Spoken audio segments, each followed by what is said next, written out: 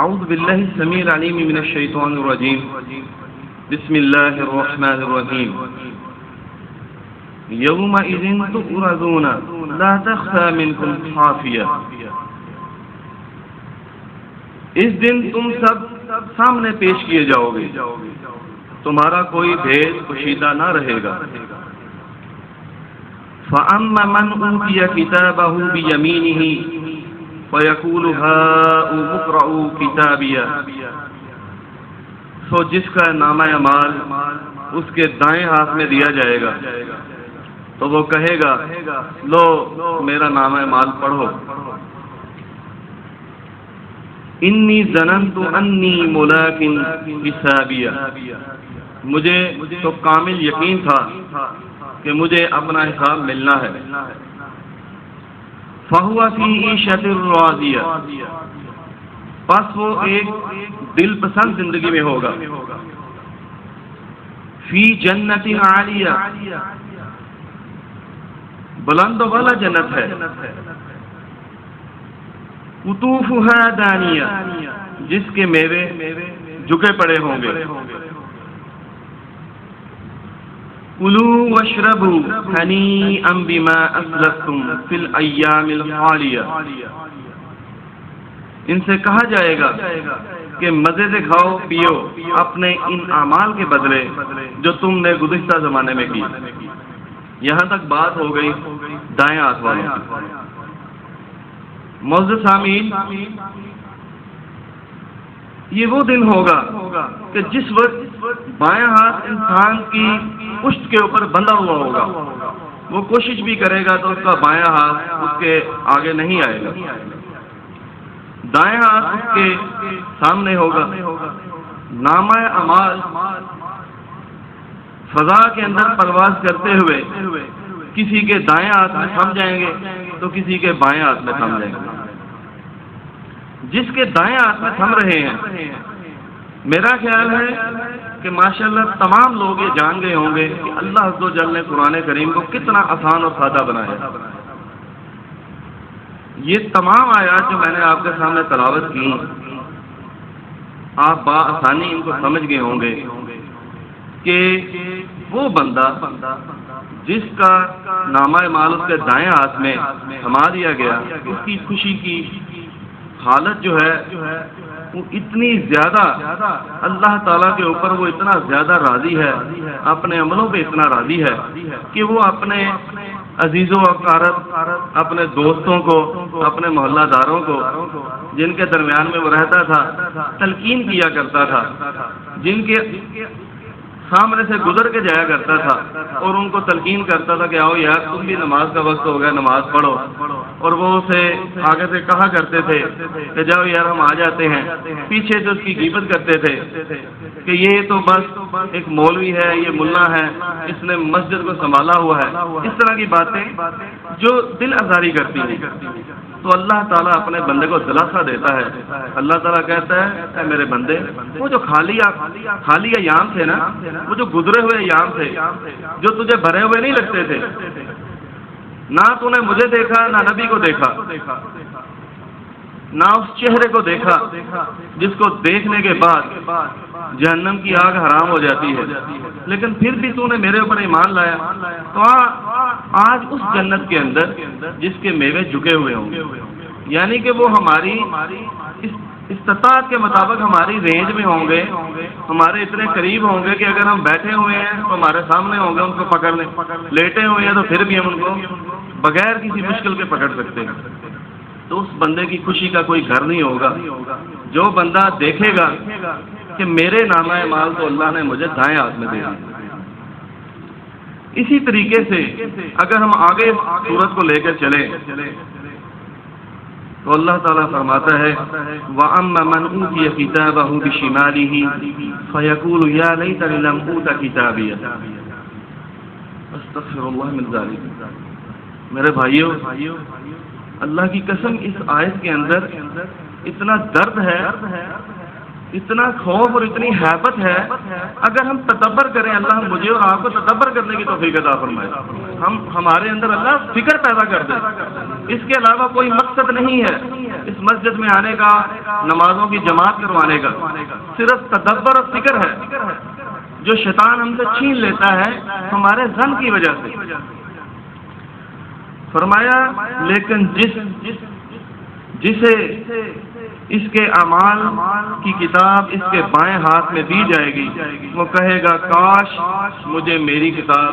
دی ہی نہ ہوتی، وَلَمْ أَدْرِ مَا حِسَابِيَهْ، اور میں جانتا ہی نہ میرا حساب کیا تھا، اس کے پلے ہی کچھ نہیں، اسے پتہ میں نے کیا کیا ہوا ہے، نہ میں نے کبھی نماز پڑھی، نہ میں نے کبھی کسی مسکین کو کھانا کھلایا، میں تو اپنے ہی تکبر کے اندر زندگی گزارتا رہا، اپنی اکڑ میں رہا، اور ایک دم سے موت نے مجھے تھام لیا۔ یا لیتہا کانت القاضیہ، کاش کہ موت میرا کام تمام کر دیتی۔ آج وہ زندگی جس کو کوئی بھی نہیں چاہتا کہ اسے چھن جائے، ہم میں سے کوئی بھی نہیں چاہتا، آپ سے زیادہ سرفرست میں ہوں، میں کبھی بھی نہیں چاہوں گا کہ میں مر جاؤں، لیکن اللہ تعالیٰ کہتا ہے موت کا دن تو مقرر ہے، تیری سانسیں، تیرا رزق، تیرے لمحے جتنے تمہیں گزارنے ہیں وہ اسی وقت قلم بند ہو گئے تھے جس وقت اللہ تعالیٰ نے اس کائنات کو بنایا تھا، اور تمہیں زندگی دی تھی، آدم کو پیدا کیا تھا، اس سے 50,000 سال پہلے ہی اللہ نے تمہارے مقدر لکھ کے رکھ دی۔ اللہ اکبر۔ اب یہاں پہ اللہ تعالیٰ فرما رہا ہے کہ وہ کاش کرے گا، اللہ تعالیٰ ہمیں اس کاش سے بچائے۔ ما اغنا انی مالیہ، میرا مال میرے کسی کام نہ آیا۔ یہ وہ شخص ہوگا جو بڑے مال والا ہوگا، لیکن اسے ترغیب نہیں ہوگی کہ وہ کبھی اپنے جیب جو ہے اس میں سے پیسے نکالے اور خرچ کرے، کنجوسی کرتا ہوگا۔ حالانکہ انی سلطانیہ، میرا غلبہ بھی مجھ سے جاتا رہا، اس کی بادشاہت، وہ جس جگہ کو مینج کرتا تھا، جن لوگوں کے اوپر منصوبے بناتا تھا، ان لوگوں کے اوپر سے اللہ تعالیٰ نے اس کی زندگی کو ختم کیا، اور اس کا وہ والا ہاتھ، اس کی وہ والی نظر، اس کی وہ والی زبان چھین لی، اس کی ساری بادشاہت جاتی رہی۔ آج آپ دیکھ لیں ہمارے کسی بھی حکمران کو اس چیز کی شرم نہیں آتی، پارلیمنٹ کے اندر بیٹھے ہوتے ہیں تو مسکرا رہے ہوتے ہیں، ہمارا تمکر اڑا رہے ہوتے ہیں، اصل میں وہ اپنا بیڑا گرک کرتے ہیں، لیکن وہ ہم لوگوں کا تمکر اڑا رہے ہوتے ہیں ادھر بیٹھ کے۔ تو یہ وہ لوگ ہوں گے کہ جو کہیں گے کہ آج ہمارا نہ مال کام آیا اور نہ ہماری بادشاہت جو ہے کام آئی، وہ بھی ہم سے چھن گئی۔ خذوہ فغلوہ، بس حکم ہوگا اسے پکڑ لو، پھر اسے توق پہنا دو، ثم الجحیم صلوا، پھر اسے دوزخ میں ڈال دو، ثم فی سلسلۃ ذرعها 70 ذراعا فاسلکوہ، پھر اسے ایسی زنجیر میں جس کی پیمائش 70 ہاتھ کی ہے جکڑ دو۔ اب یہ وہ شخص ہے جس نے اللہ تبارک و تعالیٰ کے ساتھ روگردانی کی، جہاں بھی اللہ نے کوئی حکم دیا اس بندے نے وہاں پہ اپنے کان نہ دھرے، بلکہ اگر اس کے سامنے حدیث بیان کی تو اس نے کہا یار چپ ہو جاؤ، بس یہیں پہ رہنے تو، ابھی میں نے سنی تو نہیں، اگر میں سنوں گا تو میرے اوپر حکم لاگو ہو جائے گا۔ تو اس شخص کو اللہ تبارک و تعالیٰ جکڑ رہا ہے بیڑیوں کے ساتھ، جس کے متعلق 70 ہاتھ، اب یہ اللہ ہی جانتا ہے یہ ہاتھ کیسے ہوں گے۔ اگر یہ جو جنت اور جہنم اللہ تعالیٰ نے بنائی ہے، تھوڑا سا اس کے اوپر ہم غور کریں، نبی مکرم صلی اللہ علیہ وسلم نے ان دو مقامات کے متعلق بڑی ہی سبق آموز قسم کی جو ہے روایات ان سے مروی ہیں، جس میں ایک آپ کے پیش خدمت ہے۔ ترمذی شریف کے اندر حضرت ابو ہریرہ رضی اللہ عنہ سے مروی ہے، فرماتے ہیں کہ نبی مکرم صلی اللہ علیہ وسلم ایک مرتبہ ہمارے سامنے بیان کرتے ہیں کہ اللہ تبارک و تعالیٰ نے جس وقت جنت بنا لی اور جہنم بنا لی تو جبریل امین، یہ وہ فرشتے ہیں آپ جانتے ہیں علیہ السلام کہ جب بھی قرآن کا نزول ہوا، جب بھی کسی نبی کے پاس جانا ہوا تو کوئی بھی معاملہ ایسا ہوا زمین کے اوپر تو جبریل امین جو ہیں اللہ تعالیٰ نے ان کو مقرر کیا ہوا اس معاملے کے لیے۔ فرماتے ہیں کہ اللہ عز و جل نے جبریل علیہ السلام کو بلایا اور کہا جبریل جاؤ جا کر جنت کے نظارے تو کر کے آؤ، میں نے جنتیوں کے لیے اپنے پیاروں کے لیے کیا وہاں پہ نعمتیں بنائی ہوئی۔ جبریل علیہ السلام فرماتے ہیں، نبی مکرم صلی اللہ علیہ وسلم یہ حدیث فرما رہے ہیں کہ جبریل علیہ السلام جاتے ہیں، نظارے دیکھتے ہیں اور واپس آتے ہیں اور اللہ تعالیٰ کو کہتے ہیں اے اللہ مجھے تیری عزت کی قسم، اے اللہ مجھے تیری عزت کی قسم، جو تیری جنت کے متعلق سنے گا وہ اسے حاصل کر لے گا۔ آج ہم دیکھ لیں، سنتے ہیں ہم لیکن حاصل کرنے کی طرف نہیں آتے، کیوں؟ اسی حدیث کے آگے چلتے ہیں، آپ دیکھیں یہ وہ وجہ ہے جس کی وجہ سے ہم اس کو حاصل نہیں کر سکتے، ہم مایوس ہو جاتے ہیں۔ اللہ مایوسیوں سے محفوظ رکھے، اپنی نعمتوں سے نواز کے رکھے تاکہ ہمارے اوپر ہم کو اس قابل نہیں ہے کہ اس کے امتحانات کے سامنے آ سکیں۔ اگر وہ امتحانوں کے سامنے آ جائے، کچھ لوگ غصے میں آ کے چیلنج کر دیتے ہیں اللہ کو کہ ٹھیک ہے پھر میں بیٹھا ہوں، جو میرے اوپر ہو سکتا کر لو، نعوذ باللہ من ذالک۔ تو مایوس نہیں ہونا، اللہ تعالیٰ جس کو چاہے مایوس کر سکتا ہے، یہ اللہ کی رحمت ہے کہ اللہ تعالیٰ ہمیں مایوسی سے محفوظ رکھے۔ اب فرمایا کہ جبریل جاؤ دوبارہ جنت میں جاؤ اور نعمتوں کا نظارہ کر کے آؤ۔ اب جب جاتے ہیں تو کیا دیکھتے ہیں کہ اللہ نے جنت کو ڈھانپ دیا ہے مشکلات سے اور مصائب سے۔ ہم مشکلات اور مصائب آپ خوب جانتے ہیں وہ کون سے ہو سکتے ہیں۔ بندہ بیمار ہوتا ہے، تکلیف میں ہوتا ہے، اس کو فاقہ کشی آ جاتی ہے، مفلسی کا عالم آ جاتا ہے، بعض اوقات اس کی عزت جو ہوتی ہے پیسے کی وجہ سے وہ برباد ہو جاتی ہے، لوگ آ کے اس کے دروازے پہ دستک دیتے ہیں کہ لا بھائی ہمارا قرض دے۔ تو مختلف قسم کی مشکلات ہیں جس کو کے اندر ہم خوب جانتے ہیں کہ کس طریقے سے ان کا سامنا کرنا پڑتا ہے۔ بہرحال اللہ تعالیٰ ہمیں ان مشکلات سے محفوظ رکھے۔ اللہ تبارک و تعالیٰ کے سامنے وہ کہتے ہیں اللہ مجھے تیری عزت کی قسم ڈر ہے کہ اس کو کوئی بھی حاصل نہیں کر سکے گا۔ اب اس حدیث کے اندر کوئی تذکرہ نہیں آیا کہ یہ کسی نبی کے متعلق ہے یا عام لوگوں کے متعلق ہے، یہ ایک جنرل حدیث، اس کی کوئی ایسی وضاحت نہیں ہے۔ یعنی اتنی زیادہ مشکلات اور مصیبتیں ہیں کہ اگر انسان ان کا شکار ہو گیا، ان میں مایوس ہو گیا، ان میں اپنے خیال کے پیچھے بھاگنے لگ گیا بجائے کہ اللہ کا شکر کرے اور صبر کرے، وہ غافل ہو جائے اور اسی جو ہے وہ جہنم کا ایندھن بن جائے۔ آگے فرمایا جاؤ جہنم کے اندر دوستیوں کے لیے میں نے جو عذاب رکھے ہوئے ہیں وہ دیکھ کے آؤ۔ جاتے ہیں جہنم کا نظارہ کرتے ہیں، جہنم کا نظارہ کرنے کے بعد واپس آتے ہیں تو کہتے ہیں اللہ مجھے تیری عزت کی قسم، جہنم تو نے اتنی ہولناک بنا دی ہے کہ جو بھی اس کے متعلق سنے گا، یہ حدیث میں نہیں آیا کہ جو اس میں جائے گا، جو اس کے متعلق سنے گا، کیونکہ جو چلا گیا تو وہ تو پھر کسی بات سے باہر آئے گا نا۔ جو بھی اس کے متعلق سنے گا وہ اس میں داخل نہیں ہوگا، یعنی وہ شخص اپنے عمل ایسے رکھے گا کہ کبھی بھی اس جہنم میں نہ جائے۔ فرمایا کہ جبریل جاؤ، ایک مرتبہ پھر جا کے نظارہ کر کے آؤ۔ اب کی بار کیا ہوا؟ جب دیکھا تو اللہ تعالیٰ نے شہوات سے، لذتوں سے، ذائقوں سے، جسے ہم چسکا کہتے ہیں، سرور کہتے ہیں، ان چیزوں سے اللہ تعالیٰ نے جہنم کو ڈھانپ دیا۔ آگے کہتے ہیں اے اللہ مجھے تیری عزت کی قسم، جہنم تو نے ایسی بنا دی ہے کہ مجھے ڈر ہے کوئی ایک بھی اس سے بچ نہ سکے گا۔ استغفر اللہ من ذلک۔ اللہ تعالیٰ ہمیں جہنم سے محفوظ رکھے. اللہ تعالیٰ ہمیں اس جال سے جو شیطان جس کا فائدہ اٹھاتا ہے جہنم کے اوپر جو اللہ تعالیٰ نے ہماری ازمائش کے اندر بن دیا ہے, اس جال سے اللہ تعالیٰ ہمیں محفوظ رکھے, شیطان کے وسوسوں سے محفوظ رکھے, جس کے لیے ہم یہاں پہ اکٹھے ہوئے ہیں, جو ہماری زندگی کی اصل کمائی ہے. یہ حدیث جس وقت ہم اس حدیث کے اوپر غور کرتے ہیں تو ہمارا دل تھوڑا بڑا ہو جانا چاہیے. انسان کہتا ہے کوئی بات نہیں, اگر میں جہنم میں چلا جاؤں گا نا, جیسے یہودی کہتے تھے کہ 2-4 دن کے بعد ہم نکال لیے جائیں گے, تو انسان کہتا ہے کہ کوئی بات نہیں. مسلمان کے آج کل کے یہ حالات ہو چکے ہیں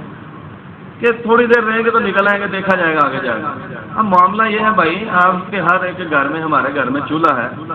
تو ہم ایسا کرتے ہیں کہ چولہے کو جلاتے ہیں تو 2 منٹ اس کے اوپر بیٹھ جاتے ہیں جلانے کے بعد.